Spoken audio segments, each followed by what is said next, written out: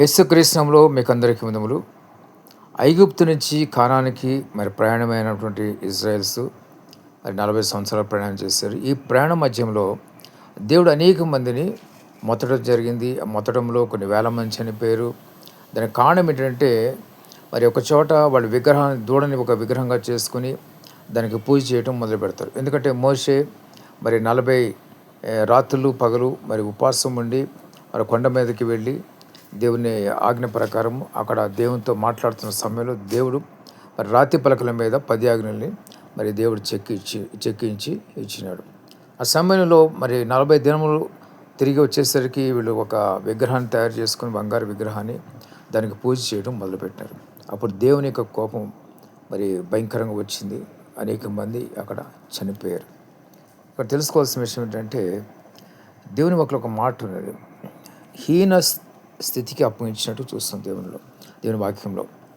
ఎందుకు వాళ్ళు హీనదశకి దేవుడు అప్పగించినాడంటే మొదటిగా వాళ్ళ యొక్క అవిధేయత, తర్వాత వాళ్ళలో తిరుగుబాటు చేసే స్వభావం, ఒకటి ఏంటంటే సనిగే స్వభావం, ఒకటి ఏంటంటే వాళ్ళలో పాపం.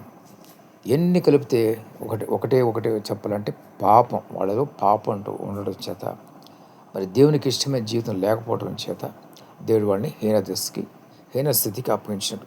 ఎవరైనా సరే దేవునికి లోబడకుండా దేవునితో జీవించిన వారికి హీనదశ ఏర్పడుతుంది. ప్రతి ఒక్కరు గమనించండి. వాళ్ళు ఎవరైనా హీనదశలో ఉన్నారేమో దేవుని దగ్గర మీరు పరిశీలించుకొని దేవుడు ఉన్నతమైన స్థితికి తీసుకొస్తాడు. మీరు పశ్చాత్తాపడితే, పరిశీలించుకుని చేసిన తప్పులని పశ్చాత్తాపడితే దేవుడు మళ్ళీ తిరిగి లేవనెత్తాడు. లేకపోయినట్లయితే అదే హీనదశలో మరింత క్షీణించిపోతూ ఉంటారు.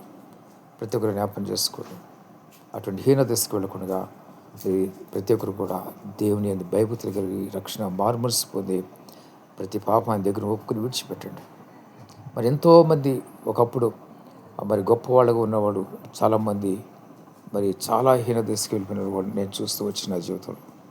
దయచేసి అటువంటి హీనదశకి వెళ్ళకుండా మీరు ముందుగానే మెలకు ఆత్మ కలిగి ఎప్పటికప్పుడు మిమ్మల్ని మీరు సర్దిద్దుకుంటూ ప్రార్థన చేసుకుంటే కనుక దేవుడు మీకు తోడు ఉంటాడు, నడిపిస్తాడు.